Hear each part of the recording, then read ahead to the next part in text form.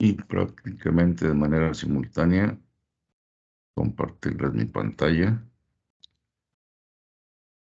Y aquí tenemos ya la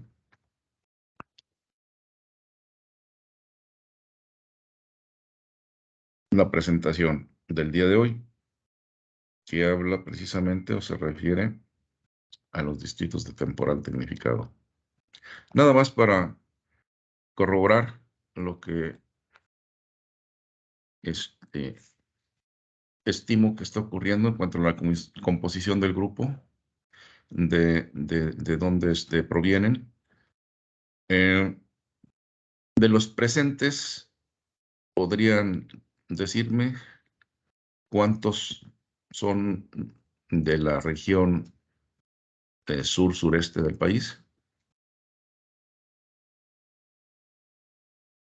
Si alguien lo sabe en forma aproximada, pues con una persona que lo diga, o si no, si son tan amables de ir diciendo, y yo los estimo en número.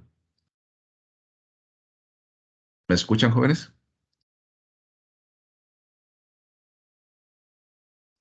Sí, profe, sí se escucha.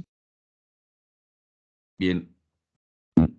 Usted que me contestó, no estoy en la posibilidad de ver aquí la lista de participantes, ya estoy en la presentación, francamente, y la manera como estoy compartiendo, no me lo permite tener simultáneamente, o bueno, me quita un poco de espacio, y realmente tengo temor de que ustedes también no vean completo lo que les presento, por eso no la despliego. Pero, por ejemplo, la compañera que me contestó, si me dice de dónde es usted, como referencia. De Tapachula, Chiapas, profesor. De Tapachula. Muy bien. Bueno, pues fíjense, es un lugar que cuando estaba por egresar, en el último año tuvimos un viaje de estudio a Centroamérica, pero también estuvimos primero en el sureste de nuestro país, y allí conocimos el distrito de riego 48, Cacahuatán. Hicimos magnífica relación con el jefe de distrito de riegos, ese es distrito de riego. Y bueno, yo tan entusiasmado estaba que prácticamente me comprometí a regresar a trabajar allá al término de mis estudios. Después las circunstancias me llevaron, y creo que un poco inducido seguramente pues por la nostalgia de mi pueblo, pero realmente fue pues por cuestión profesional que se apegaba totalmente al perfil de lo que estaba yo cursando en irrigación. Y de conocimiento, en fin, decidí regresarme a mi tierra. Y bueno, pero estuve a punto de empezar ahí mi vida profesional. Un bonito lugar y buenos amigos que tengo por allá. Bueno, comentaremos luego. Fíjense que aquí es una presentación que tiene ya algún tiempo. eh, mm, con un grupo de compañeros de Chapingo interactuamos con alguna frecuencia para dar algunas consultorías, realizar algunos proyectos en Conagua por nuestro perfil de irrigación.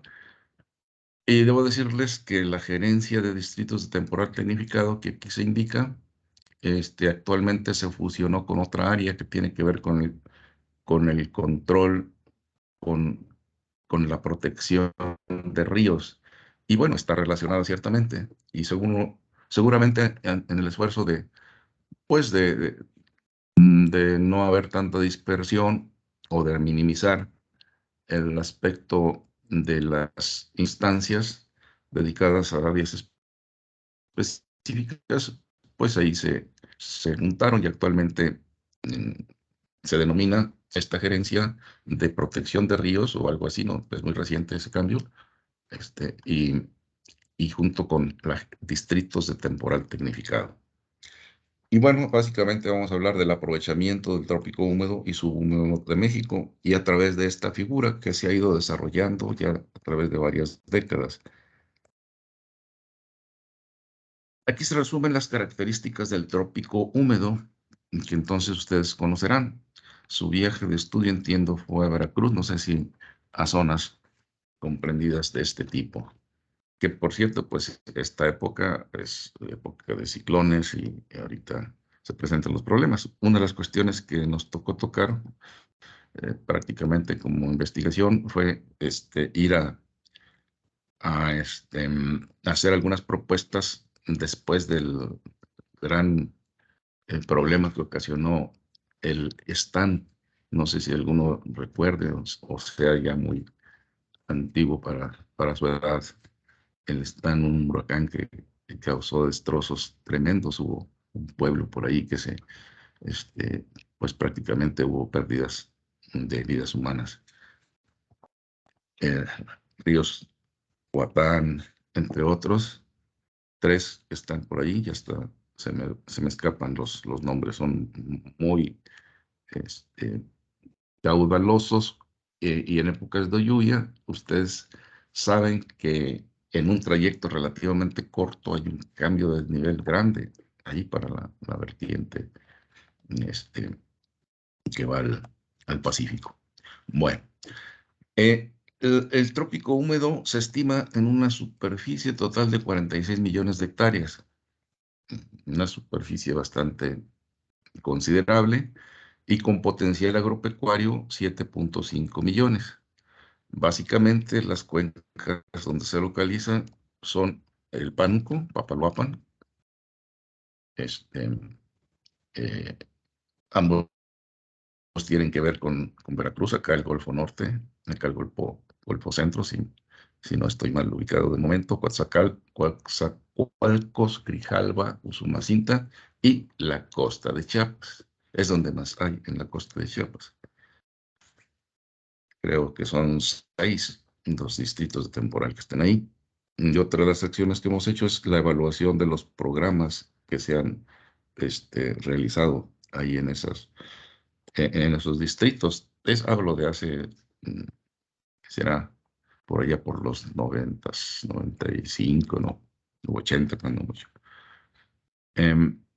La superficie beneficiada con infraestructura, o sea, infraestructura ahora para desaguar los escurrimientos de protección de los ríos, de los caminos incluso, que son tan estratégicos aquí se comenta su gran importancia, infraestructura en 2.5 millones y los usuarios beneficiados en estas áreas son del orden de 91.830, o sea, es una importancia tremenda.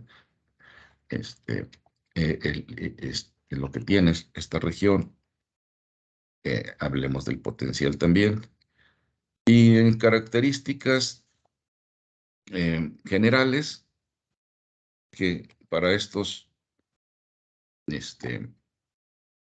áreas del trópico húmedo es que la temperatura media anual es mayor de 26 grados, la evaporación mayor de 1.200 milímetros anuales, la precipitación 1.200, perdón, aquí estamos hablando de evaporación, precipitación superior, aquí sí, superior a 1.700 milímetros al año. Y bueno, hay una fragilidad importante, alta en los ecosistemas tropicales, como ustedes saben, y hay algunas planicies inundables con alto potencial productivo. Ahí es donde se han, pues, definido estas áreas y se ha tecnificado en el sentido ahora inverso al riego de evacuar excesos. La problemática en general, ya más o menos la he delineado, es que ocurren escurrimientos torrenciales y este exceso de agua en los terrenos agropecuarios provoca inundaciones y asolve, vean por aquí alguna imagen, durante gran parte del año. Dificultad para transportar productos e insumos. Obstaculiza el tránsito de la población y el abastecimiento de servicios básicos y ocasiona desastres que deben preverse para mitigar daños en la infraestructura y en la producción. Entonces, todo eso desde hace décadas, como decía, planteó la conveniencia de crear esta organización productiva para impulsarla y sobre todo, pues para mitigar o reducir los riesgos de esta condición tan especial. Aquí se reporta alguna infraestructura construida. A la fecha esto ya tiene mínimamente pues una década y media de la estadística que se menciona, o al menos una década, estoy haciendo cuentas. Hay una red a ese tiempo de drenaje de 3.192 kilómetros. Estas cifras siempre son altas cuando se refiere a un distrito de riego. Este, mm, pues a veces el canal principal tiene algunas decenas de kilómetros y ya cuando se habla de la red de distribución, pues hablamos de decenas. Aquí estamos hablando de 3.192 kilómetros, red de caminos 5.117, bordos de protección, estructuras de cruce, en fin, en bodegas una serie de infraestructura que pues se ha construido con apoyos del gobierno y con la asociación de los usuarios en figuras a semejanza de los distritos de riego, de ahí el nombre. Incluso todo el proceso se condujo para llegar a la transferencia de estas áreas a los propios usuarios organizados. Y por aquí se relata mucho de eso, porque es la época en que había un gran apoyo a esta situación. Aquí se muestra cómo están distribuidos los distritos de temporal. Si sumamos, al final se habla de que a estas fechas tenemos 16 distritos transferidos y 5 en proceso de transferencia. 21, tengo la casi certeza de que después de estos datos se creó uno más. Formalmente, o sea, las áreas existen, pero digamos, se formó, no lo recuerdo, pero vean la distribución geográfica y lo que decía, de mayor a menor, Chiapas, allá en su costa, existen 6 distritos.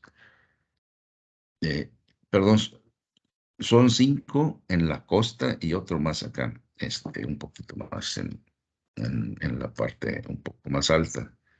Le sigue Veracruz con 4, Tabasco con 3.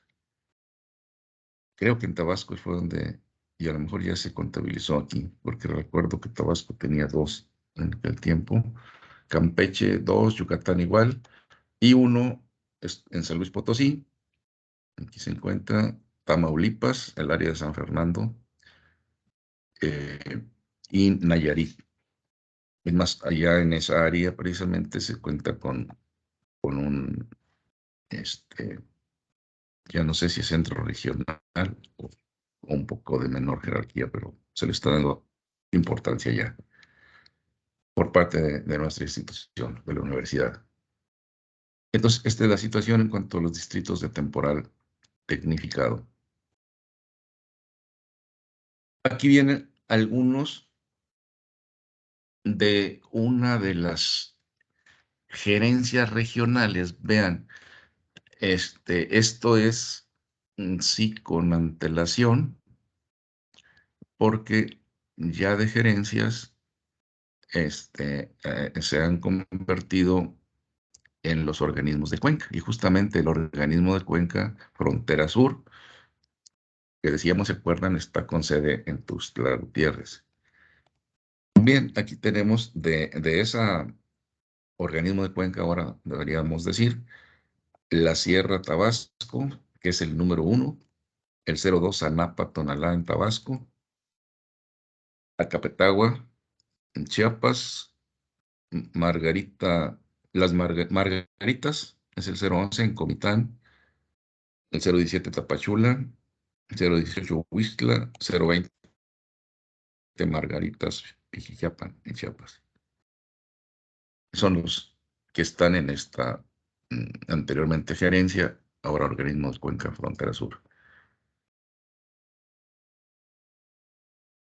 Y aquí se habla que justo con el proceso de transferencia, que primero se apoyó en pues tratar de mitigar esos riesgos con infraestructura, organizar a los productores, capacitarlos, programas de capacitación, aquí se menciona de ello, apoyarles para adquirir los equipos, maquinaria y transferirse las funciones y equipo.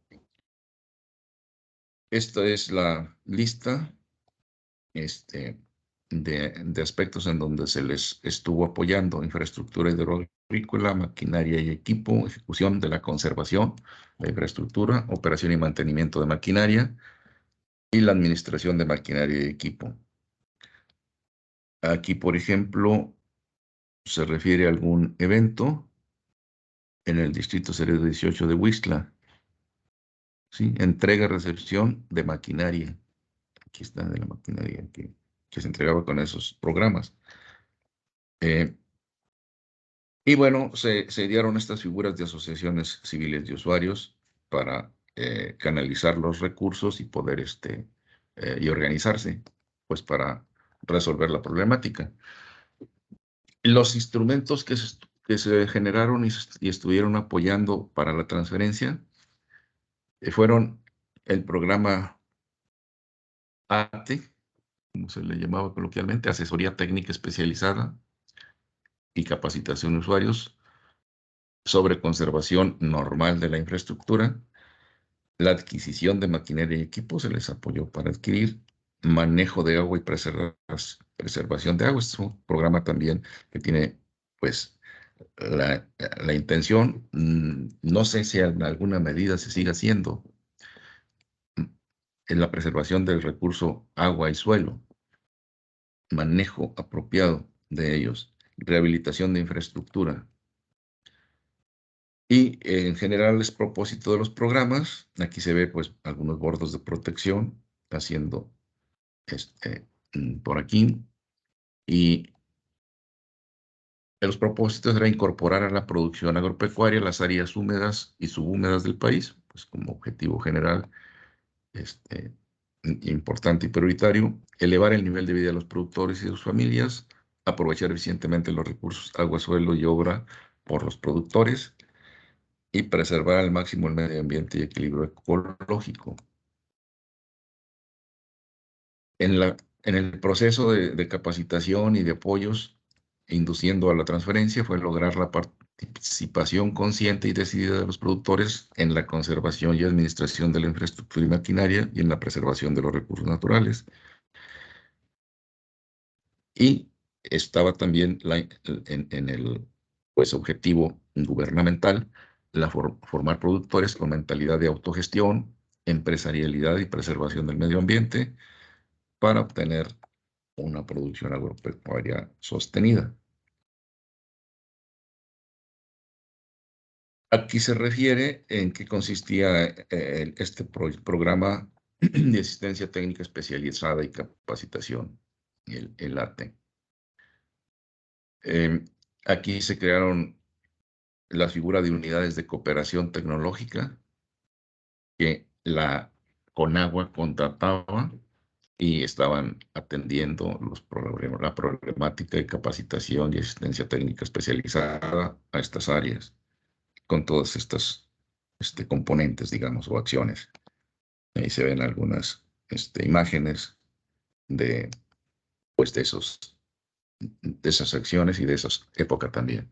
En conservación normal se refiere a que hay que estarla haciendo conforme se requiere y no se caiga en lo que ocurrió en los distritos de riego y que fue causa de que se indujera aceleradamente la transferencia, que fue la conservación diferida, que no se hacía y se fue acumulando y acumulando hasta que ya fue un caos.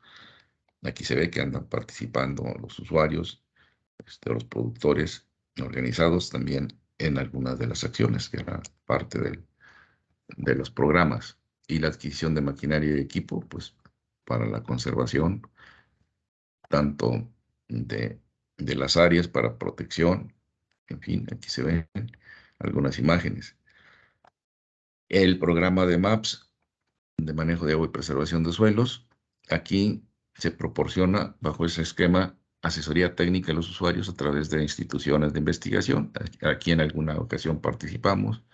Estuvo mucho participando Departamento de Suelos, yo recuerdo, como Chapingo, nosotros algo también en nuestro ámbito, eh, nosotros me refiero a irrigación, y el Colegio de Posgraduados estuvo por ahí, INTA, instituciones, a ese tipo de instituciones se refiere aquí, que bajo convenios se atendieron estas cuestiones que aquí se indican, promoviendo prácticas con, con treo en surcos, aquí se ve, pues tratando de detener de detener la energía del agua, y obras, muchas obras de conservación con materiales típicos de la región.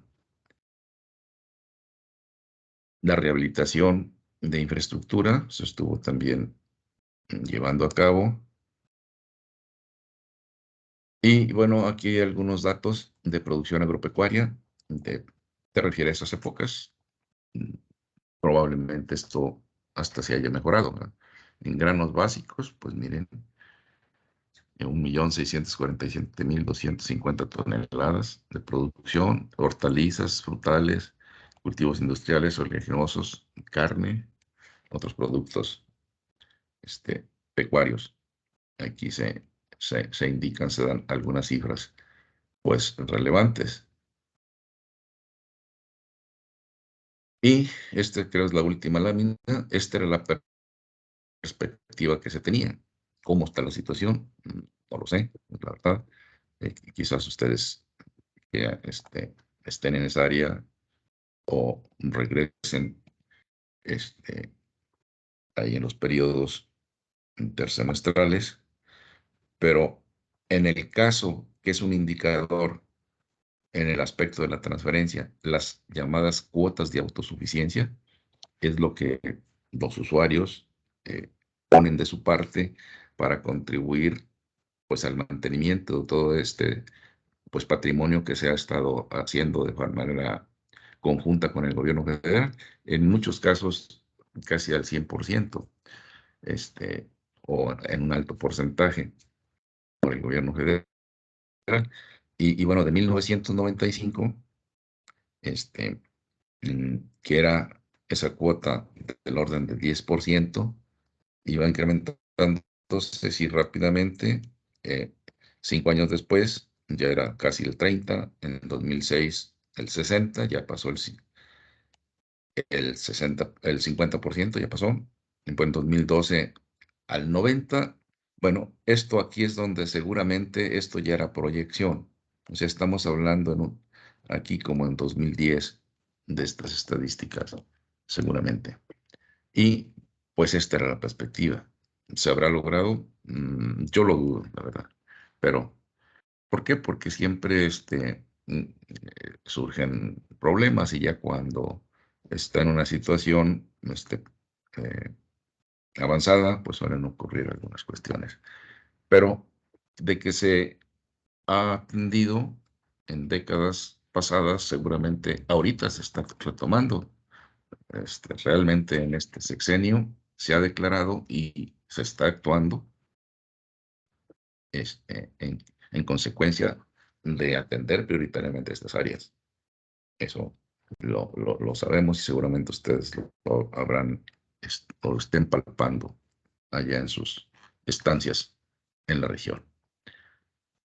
Bien, pues esta es la situación que prevalecía en 2010. La tendencia que se pronosticaba era mejorar.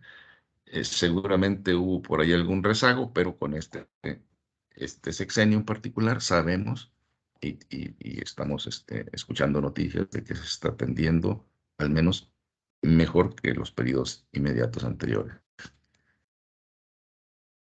Bien, pues con esto cerramos ya la parte introductoria. Por supuesto, en el camino podemos ir comentando sucesos que están a la orden del día, a veces para mal. En esta época, pues los ciclones andan por ahí ocasionando destrozos en áreas como estas que estamos comentando el día de hoy. paradójicamente, en otras áreas, aunque momentáneamente causan destrozos, estábamos viendo noticias por allá ahorita en Sonora, un área árida, pues es el mes más llovedor. Estaba revisando estadísticas ahí con motivo de alguna información que nos solicitaron.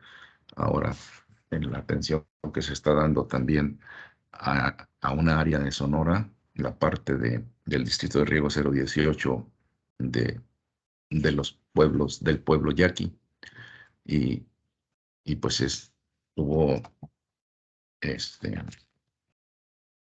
eventos extremos, pero bueno, de momento causan algún daño y terminan creando beneficios.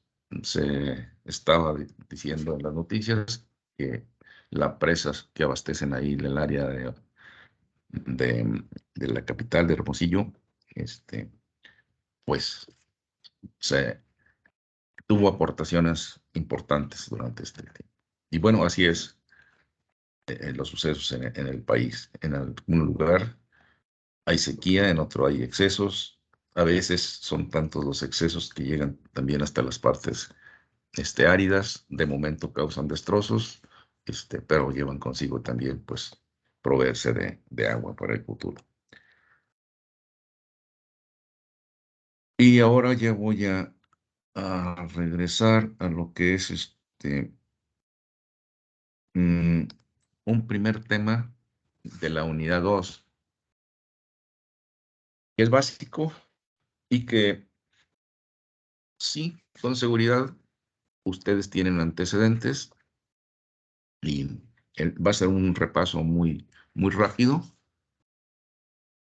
prácticamente similar a lo que hicimos con la presentación, una discusión que dimos sobre la importancia del agua en la producción agrícola, en donde ustedes tienen la película más completa en muchos aspectos.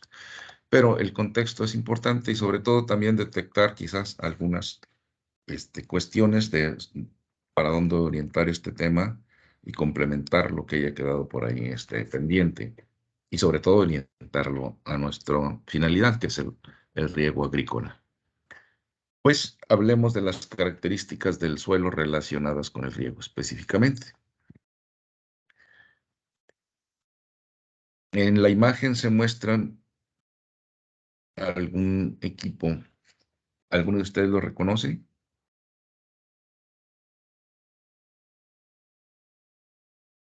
¿Para qué son estas herramientas o equipo?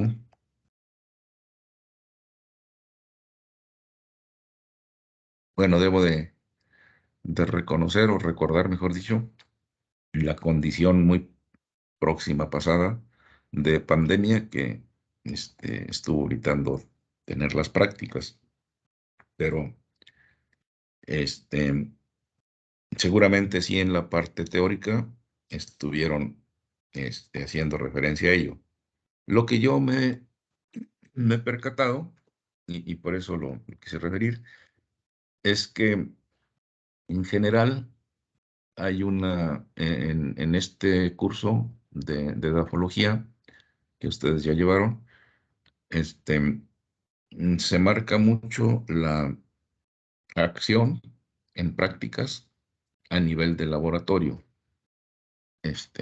Y animales de campo, bueno, pues no hay tiempo en principio, alguna decisión tiene que tomarse. Y bueno, la decisión que hemos tomado en este curso es complementar con aquellas métodos o herramientas que complementen y que son de campo o híbridas como esta. ¿Nadie se atreve a mencionar de qué se trata lo que están viendo aquí? ¿No lo reconocen? Son latas. A ver, ¿le escucho? Son latas, ¿no? Bueno. Ah, hay una, es más, no, aquí no la veo.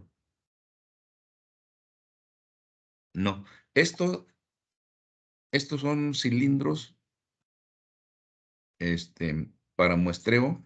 Es la barrena, así se le llama, barrena tipo Uhland, UHLAND, Ugland, seguramente es el apellido de algún investigador mm, de lengua inglesa, norteamericano, Ugland, o comúnmente llamada barrena para muestreo de suelos para obtener densidad aparente, que consiste en obtener una muestra inalterada, que aquí se está labrando con un cilindro. Este es el cilindro, que es el corazón que va aquí. Y bueno, todo esto se arma para luego hincarla en el suelo y sacar la muestra que aquí están labrando ya para definir un volumen determinado. Y se hace con los cuidados suficientes para que el, este cilindro de suelo no se compacte o se compacte lo menos posible, precisamente para determinar la densidad aparente. Este, no in situ, porque a final de cuentas se requiere que en laboratorio se determine el contenido de humedad y ya con ello se procede a calcular la densidad aparente. ¿Qué métodos ustedes aprendieron o refirieron en el curso para determinar densidad aparente, que es una de las características fundamentales con relación al riego? ¿Alguno lo recuerda?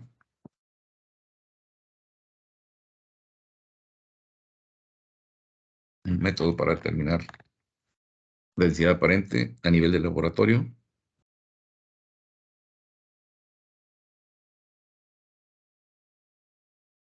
¿no? ¿Le suena el método del terrón y de la parafina? Ah, sí, eso sí. Pues ese Es con una probeta, ¿no? ah, ah, hay uno por ahí más.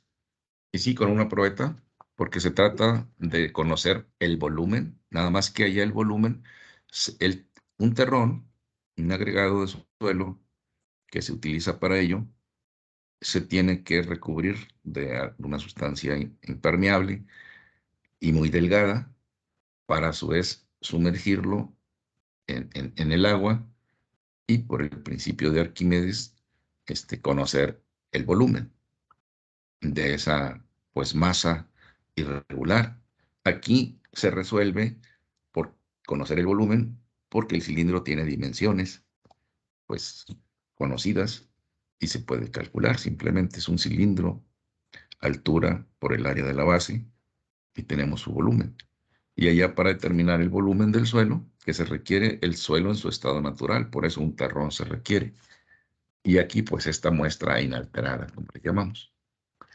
Bueno, pues como ven, hay métodos más orientados a campo. Por allí espero haya una figura o lo vamos a ver con detalle. Es más, eso es una práctica, sí, porque efectivamente la conclusión es de que esos métodos de campo que suelen ser mejores por varias razones que los de laboratorio, al menos en algún aspecto que vamos a ir comentando. Bueno, me extendí mucho aquí al inicio, pero pues la intención es eso.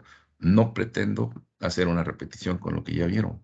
Pretendo que podamos aumentar un poquito la frontera o a lo mejor sí insistir en algunas cosas que son muy relevantes y verlos con una óptica muy específica con fines de riego ahora, aunque ya sea conocido de ustedes.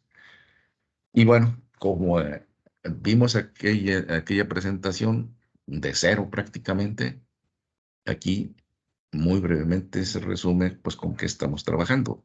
Ese suelo que ahora vamos a estudiar sus características relacionadas con el riego.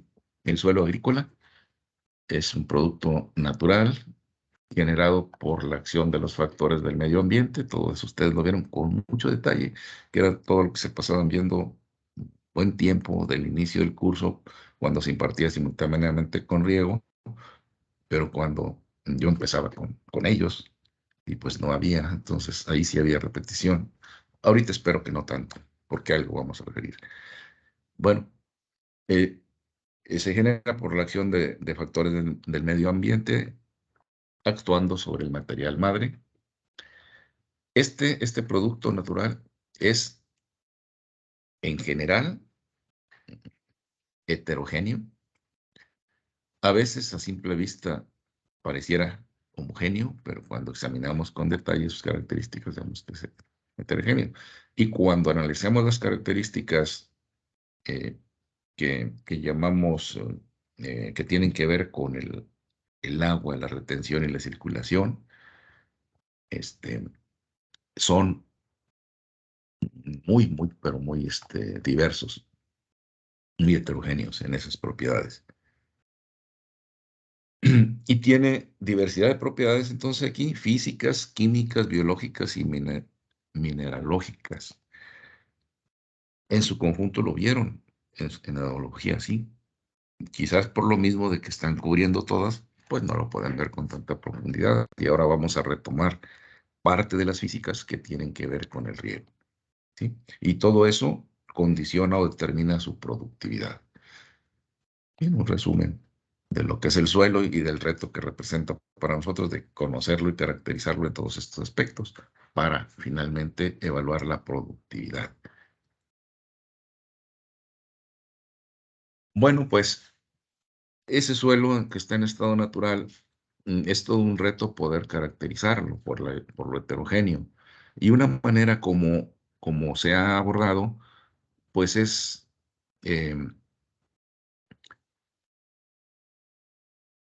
segregarlo de su estado natural, a veces hipotéticamente, muchas veces de manera real, pues para poder eh, hacer un acercamiento mayor en el conocimiento. Así se habla normalmente de las 3 fases del suelo, que yo lo entrecomillo, porque luego el término de fases incluso se ha polemizado mucho, se ha criticado que no hay que referirse como fases, porque fases es un concepto que involucra mm, parte de un proceso, y aquí se habla más bien de componentes, los componentes principales a nivel macro. Cuando examinamos el suelo y tratamos de identificar por qué está formado físicamente, no tanto no químico, no biológico, este, sino desde este aspecto, pues encontramos pues lo que constituye prácticamente el suelo, que llamamos suelo, las partículas del suelo, sólidas, predominan de origen mineral por la intemperización, como ya se dijo, pero también de origen orgánico, y que suelen ser muy importantes para la productividad del suelo, como lo saben.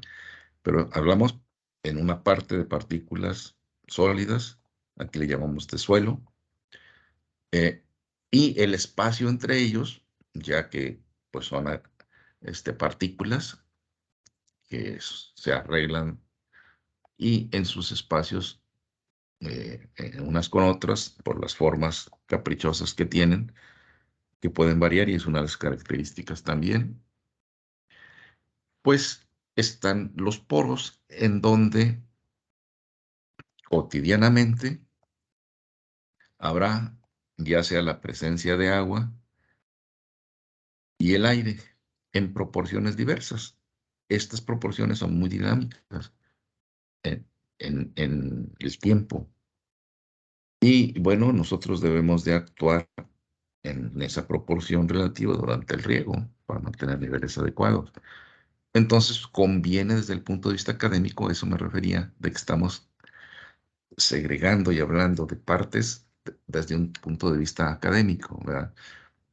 Al suelo luego hay que manejarlo en su conjunto, por supuesto, y agregarle las demás propiedades para la producción y toda la productividad, evaluar su potencial productivo, como ustedes saben y bien están orientándolo. Pero tenemos que hacer este tipo de pausas cuando queremos meternos un poco ahí a extraer cosas que luego sean de utilidad. Esto ya se hizo, pero quiero dar ese enfoque pues para que no nos perdamos también en que si bien nos interesa al final la productividad del suelo, para el rendimiento que contribuyen a todo el proceso, pero eso nos plantea conocerlo con detalle y a menudo tenemos que hacer estos ejercicios. Y esto van a ver que nos va a ayudar bastante entenderlo para las características con relación al riego, estas fases. Seguramente así lo vieron también. Y siguiendo con esa cuestión desegregar los componentes del suelo de su estado natural, que lo tratamos de representar aquí a la izquierda, un bloque de suelo así en su estado natural, y aquí a la derecha, segregando sus componentes o sus fases que ya dije, con fines académicos solamente, ¿verdad? Esto pues no lo hacemos así, no lo podemos, pero aquí está, por una parte, y para tener un orden de magnitud en el que se presenten relativo, de una orden de proporción relativa, pues las partículas sólidas normalmente ocupan el 50% de este bloque.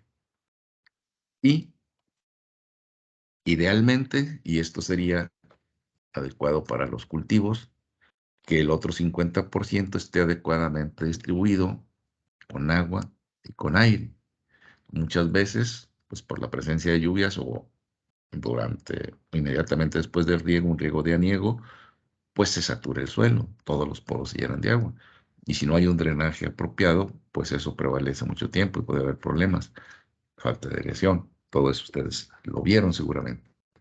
Bueno, pues con esa idea va, pero además para caracterizar que reconozcamos estos tres componentes o fases del suelo.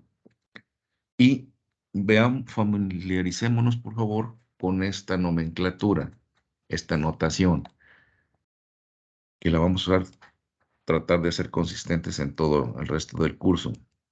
Vamos a referirnos para cuantificar la cantidad o proporción relativa, la cantidad, aquí estamos hablando de cantidad de partículas sólidas de un determinado volumen, lo podemos expresar en peso.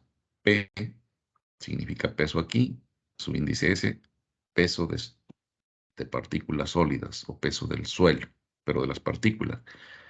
No nos estamos refiriendo al peso de todo el bloque que contiene agua y aire. Aquí son de las partículas. Peso de sólidos aquí, o el volumen de sólidos, ve su índice S. Para cuantificar, vamos a hablar en peso o en volumen. Y el agua, igual. Podemos hablar en volumen de agua, BW, estamos poniéndolo como el subíndice para indicar agua y peso del agua. Y para distinguirlo, que finalmente optamos por poner completo, es cortita la palabra aire, y ponemos P aire, B aire, peso del aire y volumen de aire. El peso es irrelevante o despreciable comparado con el peso, más bien la densidad, porque si hablamos de un volumen grande, pues vamos a tener peso. La densidad por unidad de volumen, el peso, tenemos que no pinta comparado con el peso del agua y mucho menos con el peso de sólidos. Pero los volúmenes sí, relativos.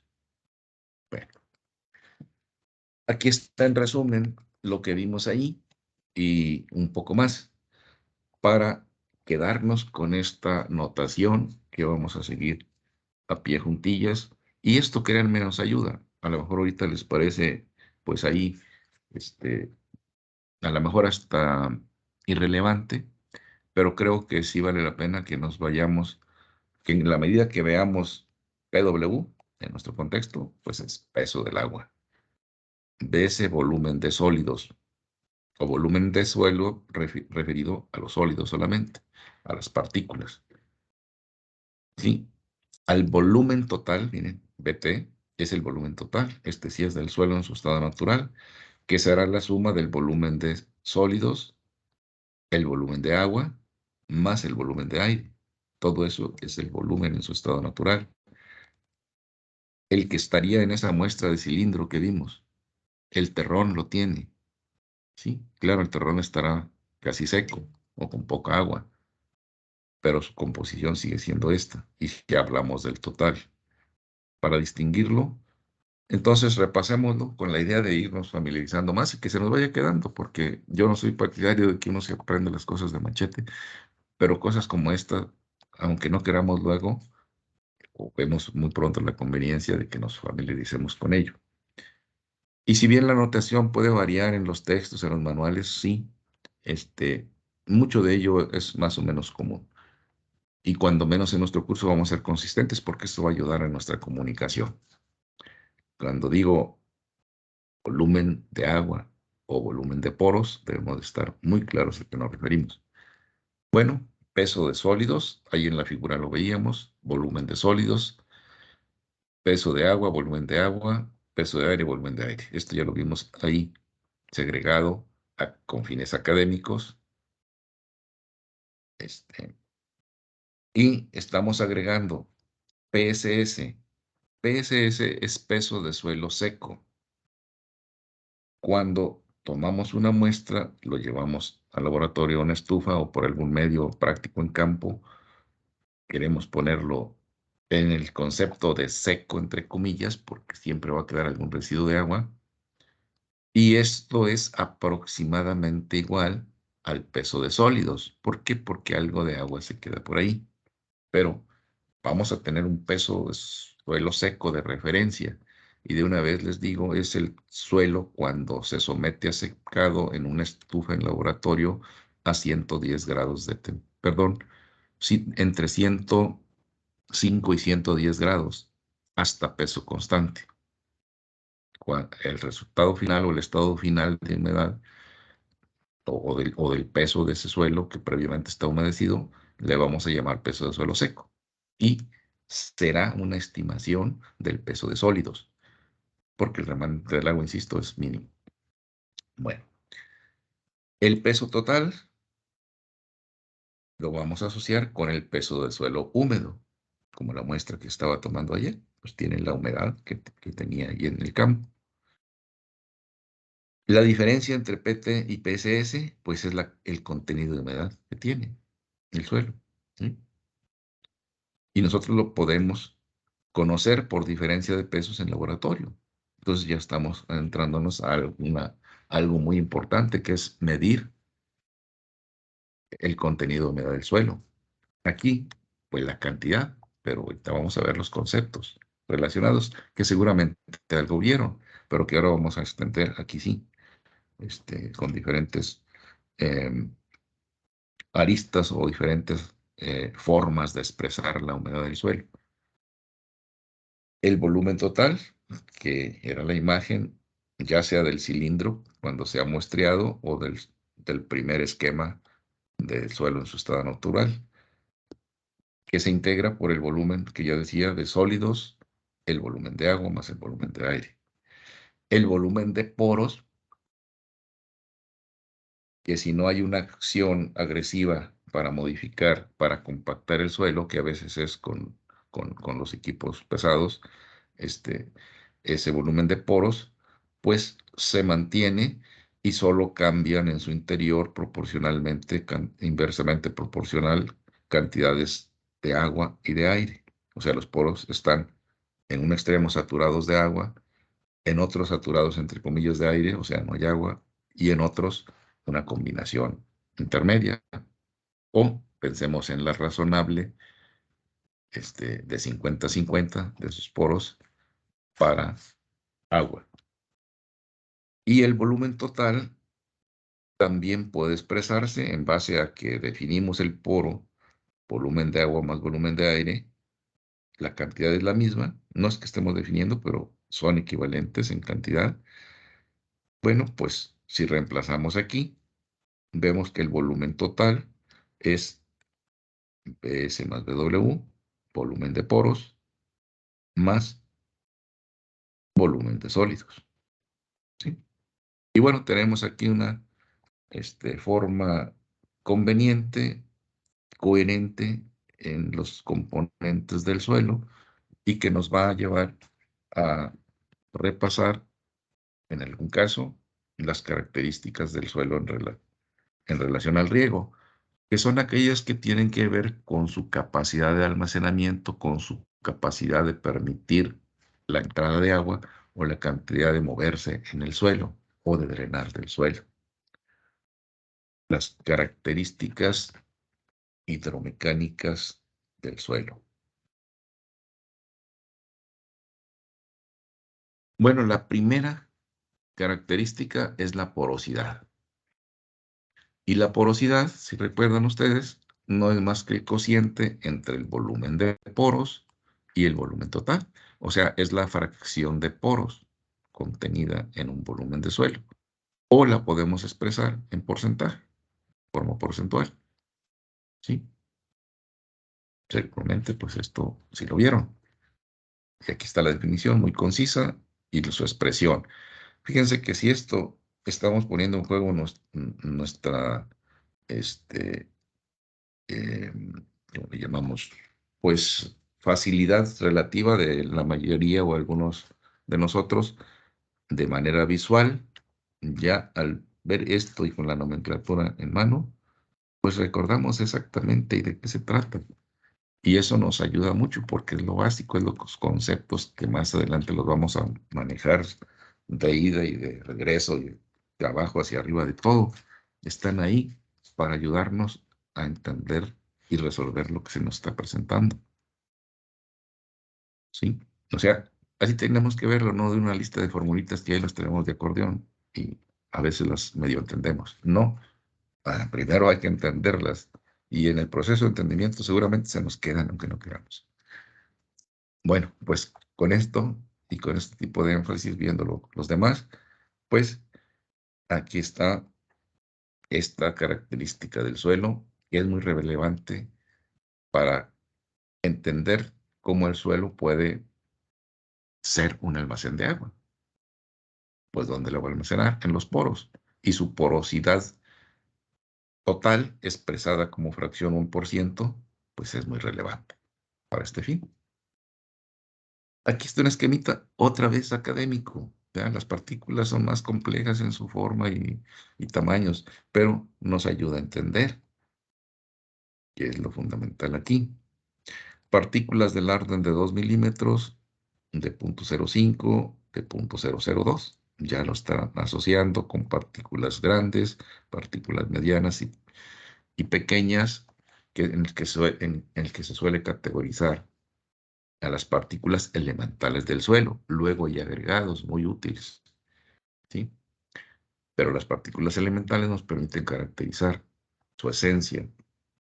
Y aquí lo que trata de transmitirse es, me regreso, quise quitar lo que está aquí, pero creo que no va a ser posible. A ver, sí, ya no sé si luego se regrese automáticamente. Miren, cuando hay partículas grandes, tenemos poros grandes, obviamente. Gravas, cuando hay algo de gravas, y claro, ya la grava no es deseable. Eh, las partículas de que hablamos normalmente las quitamos para caracterizar al suelo. Nos quedamos con arena, así que el máximo son en promedio 2 milímetros de diámetro. Bueno, eso genera poros grandes, pero ojo, porosidad baja. Porosidad significa, pues, lo que acabamos de definir. O sea, en proporción o en fracción, la cantidad de poros que hay aquí es menos que acá, porque acá la porosidad es media y acá la porosidad es alta. Eso puede causar, pues, al menos desconfianza o decir, bueno, pues eso hay que verlo. Porque sí, a simple vista aquí, dice, pues, ¿cómo es que aquí, si son partículas grandes, yo estoy viendo grandes espacios, cómo va a tener menos porosidad que esta? Y a su vez, ¿qué es? Bueno, pues esto se puede demostrar fácilmente. A lo mejor ustedes algo hicieron al respecto, porque es muy importante entenderlo. A veces no lo entendemos y luego andamos ahí vacilando en algunas decisiones.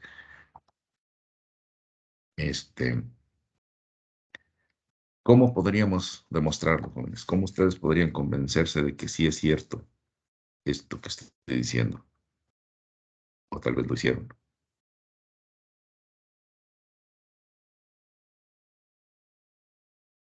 ¿No se ocurre?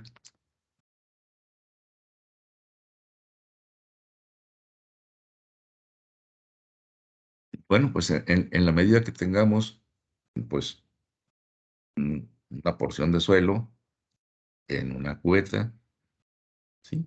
Pues no muy grande, este, puede tener, como lo hacemos a menudo, como las macetas, con hoyos en el fondo, algo que retenga el suelo, ahí algunas mallas, este, Y lo que hacemos, pues, es ir agregando agua y contabilizarla. Le agregamos a una maceta con un volumen, con un mismo volumen, le vamos poniendo agua y vamos a ver que aquí vamos a ver físicamente la saturación. Se alcanza a ver cómo se va llenando y al final, pues se ve aquí como un espejo, empieza, pues ya está lleno. Si, si, si de momento está bloqueada la salida, esto se alcanza más fácilmente. Y bueno, contabilizamos el agua que se aplicó aquí para saturarlo. Aquí lo mismo y acá lo mismo. Y vamos a darnos cuenta que aquí echamos más agua y aquí echamos más agua. Más lento el proceso, sí, pero al final más agua. Y bueno, estamos hablando de algo realmente importante. Los suelos porosos retienen poca agua, tienen poca capacidad, pero los suelos de poros grandes, partículas grandes, van a almacenar menos agua que suelos de partículas menores de tamaño, pero van a permitir la entrada más rápido y la salida también más rápido que sucesivamente los demás, ¿verdad? Bueno, pues esto ayuda. Esto es justamente la cuestión de cómo analizar el suelo con fines académicos. Esto con bolitas, teórico, eso no existe en el suelo, pero hay una asociación. Identificamos los suelos de textura este, arenosa, suelos de textura media y todos de textura fina, ¿sí? Y les asociamos la porosidad, como ya dijimos, las características de retención, pues van a estar asociadas, porque este es un parámetro muy importante, pero hay otros. Hablemos de la textura, que ya conocen desde prepa, desde antes seguramente. Textura del suelo se refiere a la proporción relativa de partículas gruesas, medias y finas, comúnmente llamadas arenas, limos y arcillas. ¿Sí? Cuando analizamos los suelos con fines de caracterizar físicamente, segregamos este tipo de partículas y las cuantificamos. Ahí andamos. ¿Qué métodos conocen para determinar textura, jóvenes? ¿Qué métodos vieron en su curso?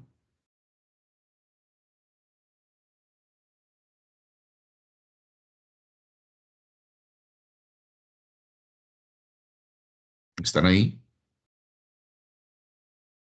Cuando les explico, a ver si le escucho.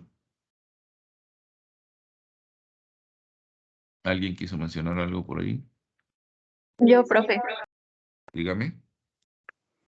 Bueno, vimos un método manual, me parece. Nos Ah, ok. ponemos bueno, agarramos un poco de sustrato con las manos y le pusimos agua. Y ya después teníamos que aplastarlo un poco con los dedos y ya, bueno, dependiendo de cómo se veía una vez que lo estábamos aplastando, era, es,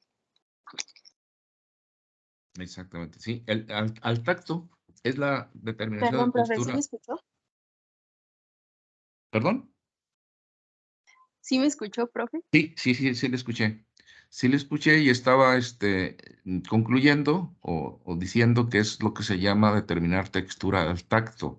Ahí el sentido que se está usando más que la vista, aunque la vista también, pero en el tacto podemos percibir el tamaño de partículas de alguna manera con cierto entrenamiento.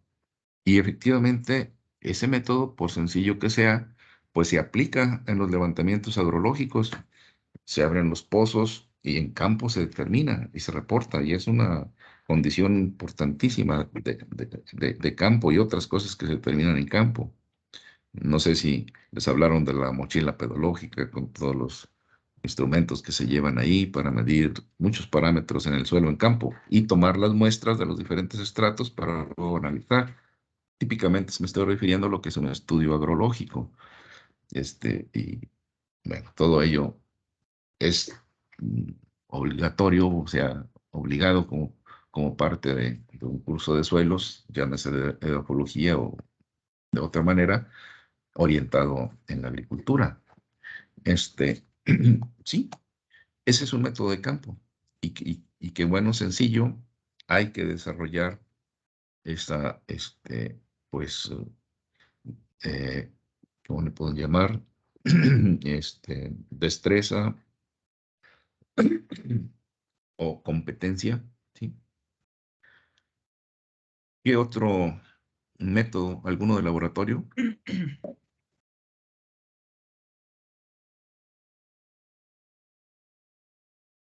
¿Le suena el método de Boyucus? No, profe. ¿No? Bueno, es típicamente el que se utiliza en laboratorio. Eh, el densímetro de Boyucus. Ahí lo que se hace, yo pienso que lo vieron, ¿verdad? Porque vaya, es el de cajón y el que se hace como rutina en los laboratorios. Consiste en primero, pues, dispersar las partículas. Bueno, la muestra se toma, se seca, se pone en secado, se tamiza, porque en ese proceso, pues, quedan terrones, se tamiza, perdón, se muele, se segrega físicamente y luego se tamiza para quitar partículas, pues, mayores a los 2 milímetros, porque lo que queda de ahí es lo que realmente interesa. Si hay gravas, pues se eliminan. O incluso residuos de materia orgánica, pues grandes que estén en proceso de descomposición.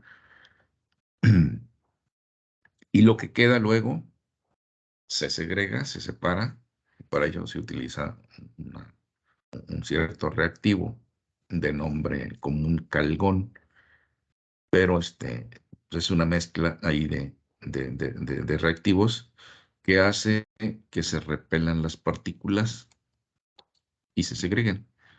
Y bueno, se hace todo un proceso para ello. Y luego se agita para que se pongan en suspensión todas momentáneamente y se pone el hidrómetro, que es un densímetro. Entonces, a diferentes tiempos se determina la densidad y como con el tiempo, lo que pasa por una ley de física de Stokes, que las más densas, pues en poco tiempo se van al fondo, entonces la densidad decrece. Ahí está el principio. Bueno, como se utiliza el densímetro Boyucus, se le conoce por el método Boyucus. Y bueno, es la rutina que se utiliza en laboratorio más común. Hay otras. Esta de campo es interesante. Bueno, al final se determina el porcentaje relativo de estos tamaños de partículas, que es lo que, y se le da una clasificación textural. Y la textura, en gran medida, como aquí se indica, define en gran medida la porosidad, ¿verdad? Porque son los tamaños de partículas, lo que decíamos. Y el porcentaje relativo de macroporos. Aquí es muy importante que esos poros que hablábamos en conjunto vayamos entendiendo que hay algunos que por su tamaño tienen la tendencia a drenar rápidamente, o sea, no son capaces, el poro es grande, la propia densidad del agua y el volumen ahí no tiene superficie de contacto suficiente y entonces drena más abajo de la zona de raíces en tiempo relativamente corto. Esos se les llamamos macroporos y entonces nos dan un almacenamiento muy breve y por tanto no se suele considerar esa cantidad de agua para cuantificar de manera un poco más razonable, vamos a decir, el agua en el suelo. Y en cambio los microporos sí tienen la capacidad de retenerlo en contra de la gravedad y es más disponible y es fundamentalmente con el que vamos a estar utilizando hasta que demos el siguiente riego. O sea, es importante irlo entendiendo. Entonces está estrechamente relacionada la textura, pues con la porosidad, con los macroporos y microporos, y con la capacidad de almacenamiento del suelo, con la retención y movilidad, pues más ni menos. O sea, es una característica fundamental conocerla.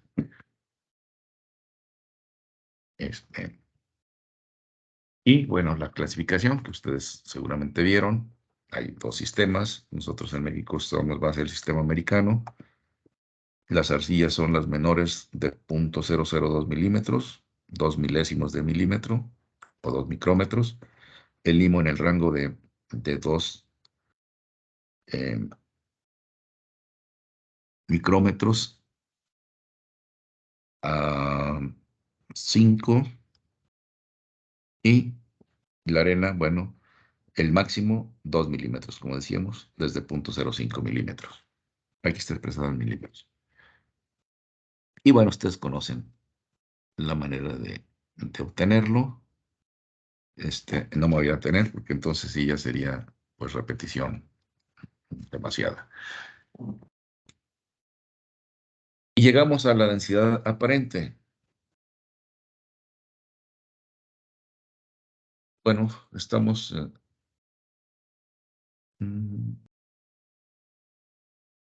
creo que es la última. Vamos a hacerlo unos 5 minutos que nos lleve. Y ya dejamos el tiempo para entre clase y clase. La densidad aparente de los suelos agrícolas lo vamos a representar así, D mayúscula, subíndice A.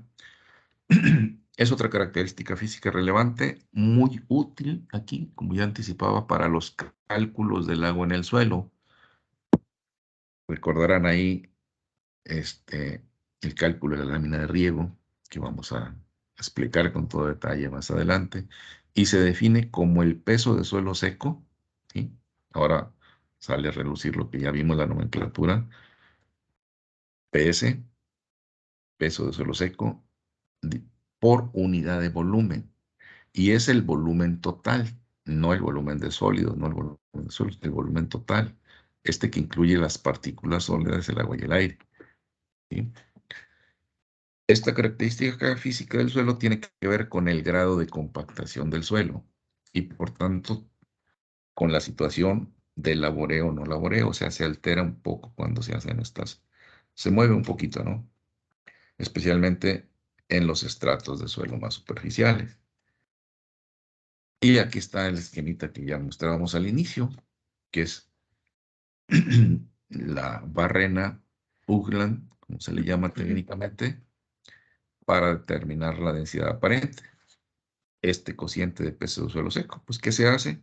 Se toma un volumen conocido de suelo, porque conocemos el volumen del cilindro. Aquí está descompuesto. Se arma todo esto aquí para hincarlo en el suelo por impacto. Es un mazo para impactarlo. Ya que se saca y se labra para tener exactamente el volumen, ya se conoce el denominador. Lo que falta ahora es el peso de suelo seco.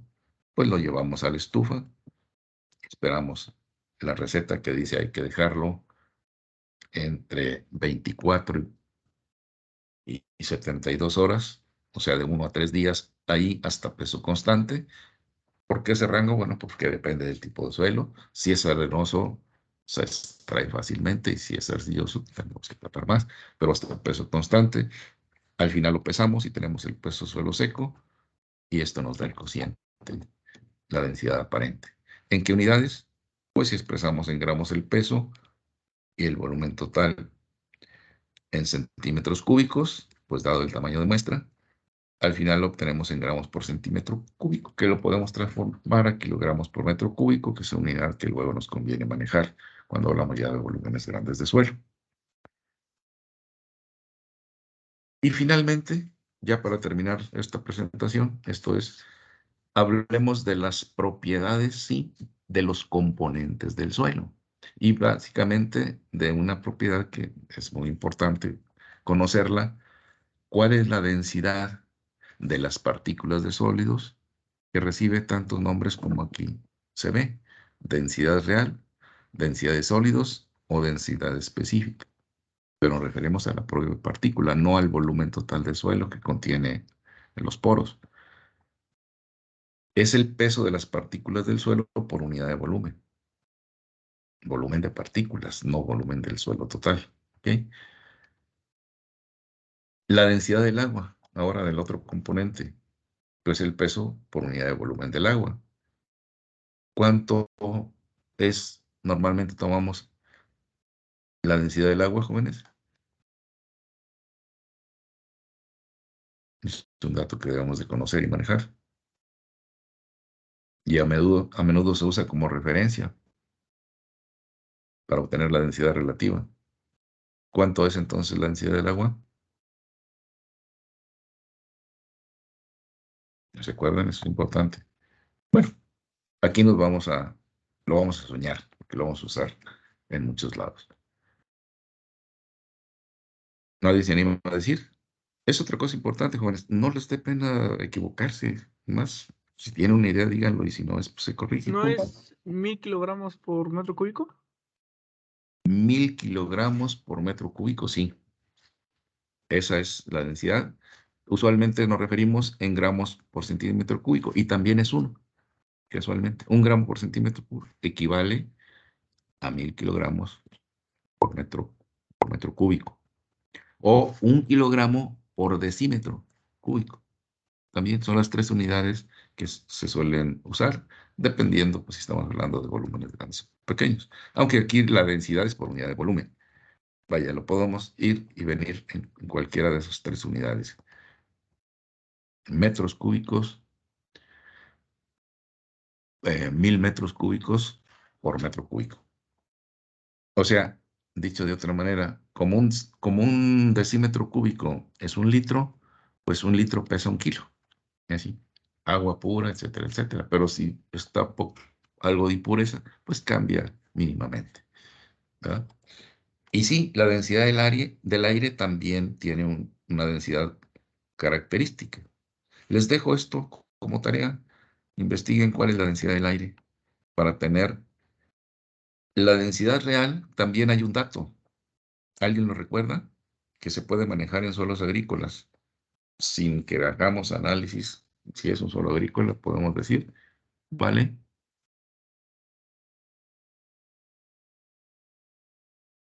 Bueno, se los dejo de tarea también. Densidad del agua ya dijimos. Investiguen cuál es la densidad del aire y la densidad de sólidos o densidad real. ¿Vale? Nos vemos, jóvenes, mañana. ¿Ok? Gracias por su asistencia el día de hoy.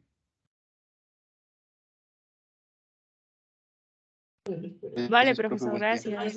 Profesor, muchas gracias. Buen día, profe. Buen día. Hasta luego, profe. Hasta luego. Adiós.